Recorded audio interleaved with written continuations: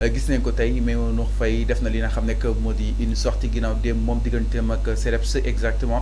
yëkkati nañ fa li nga xam ne que moo di ay cadres fustigeant la démarche du ministre peut-être weex leen si digg penc mi que ni ñoom kenn reconnaître leen et tant d'autres mais avant d'en revenir si Maïmouna Nour Faye ñoom Mamour Ibra Kane et compagnie Cheikh Omar cette idée allant dans ce sens daal di war a mën a xoolaat exactement le code de la presse assainir yéen yi fi doon xew jëm si li nga xam ne que moo di presse beeg tolluwaay wi bañ jàng si daal def concrètement. Bon, d'abord il faut que je veux pas personnaliser le débat quoi mais bu ñuy waxtaan nañu waxtaan ci dëgg aussi. Code de la presse bi kañ la fi nekk. Depuis 2016 2017 doon nañ ko sàkku si Macky Sall. doon nañ ko sàkku ci Macky Sall ñu ne nguuru Macky Sall dafa ko def finalement voté nañ ko à l'Assemblée nationale. Donc code aussi c'est du droit, c'est la loi. Et puis on a fait un constat au Sénégal on a eu combien de groupes de presse yoo xam ne on peut les identifier ak yoo xam ne on peut pas les identifier. Parmi ñi nga xam ne ñooy interagir ci presse bi munoo xàmmee Janja ak Joor. Ku mu neex nga taxaw ne tu es journaliste. Première chose, moi je ne suis pas journaliste, je ne me réclame même pas journaliste, mais le code de la presse am na lu mu prévoir. Ci code de la presse bi dafa am ay critères yoo xam ne daf ko teg. Critères yooyu dañ ko bind ci code de la presse bi ñu ne pour être reconnu comme entreprise de presse il faut nga am registre de commerce, am NINEA,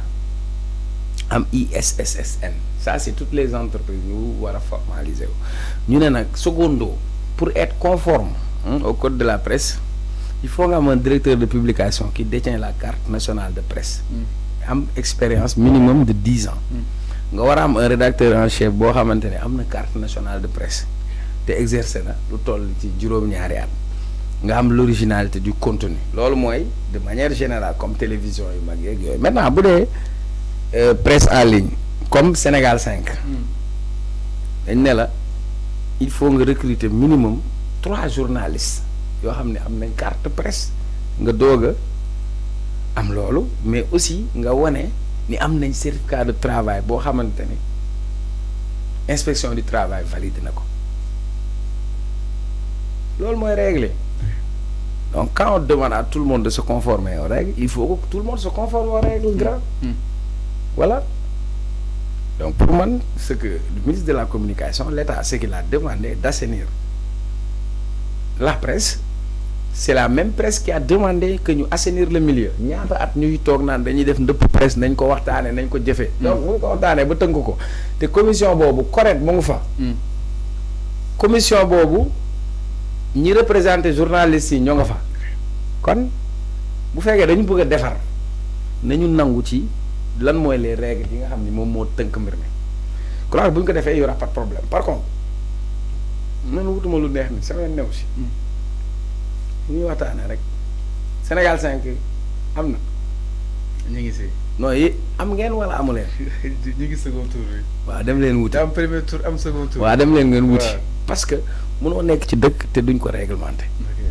parce que liñ seetlu woon dama ko doon wax fan yële nga yeewu gis lu mot 50 journal bi xamoo sax fu mu nekk xamoo ko moom xamoo lu muy bind. am na ñoo xam doo dox ci mbedd ba gis papier journal.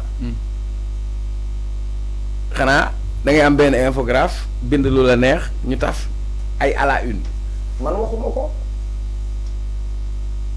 CDP CDEPS les éditeurs de presse ñoom ñoo toog ñu ne gis nañ fi. ay journal yoo xam ne dañuy jaay seen 1 million man waxuma ko voilà nga toog dégg ab journaliste ne man su ma am loolu ma fayee salaire damay woo ministre bi mu yónnee ma léegi nag su fekkee dañ bëgg a defar nañu waxante dëgg ku mu neex nga takk sa rajo wax lu la neex aussi koo xam ne tailleur la woon ci ay fen ñu xëtti la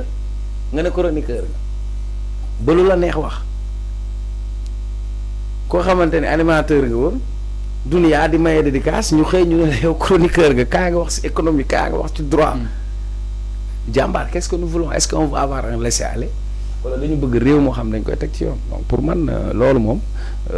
amul leneen il faut que les gens respectent li nga xam ne moom mooy la législation maintenant nag ñi nga xam ne dañuy yuuxu dañuy xataraayu rek parce que robinet yi ñoo tëj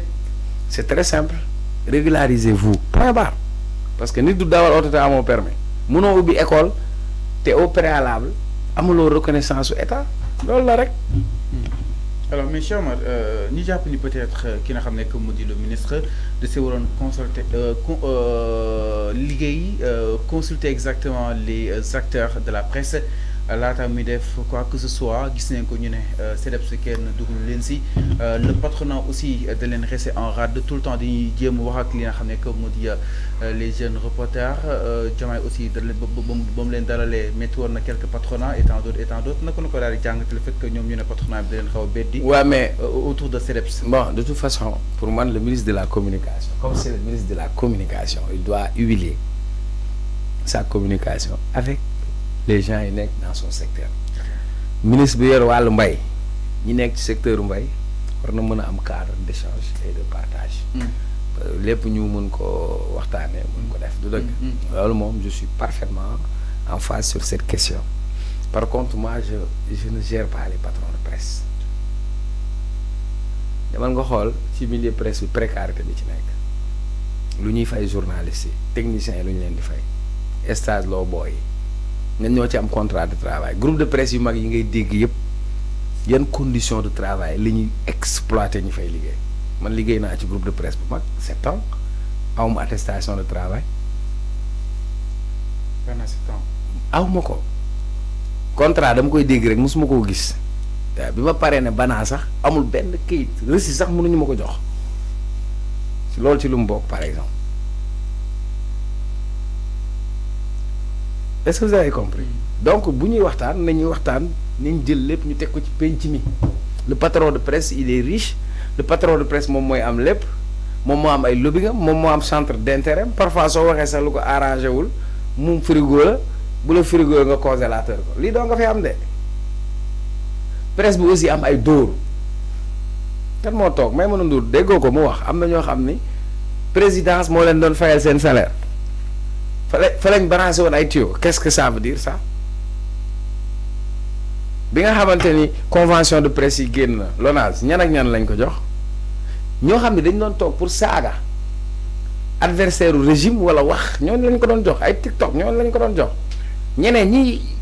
comme ànduñu ci loolu kenn boolewu leen. C'est ça la vérité aussi. Ah, pour moi,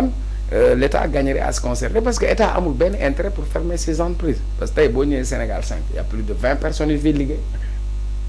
20 personnes qui ont ay ndaw lañ jàng nañ ci ay école tey boo tëjee presse boobu ñooñu vont se retrouver au chômage donc l'État n'a pas intérêt à cela mais par contre nañu accepter ñu régulariser seen situation hein nañu accepter ñu assainir le milieu de la presse pour man loolu c'est une vérité et c'est une réalité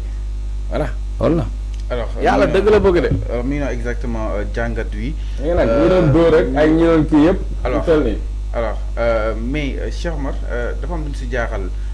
léegi itam Aliou du côté de la régie les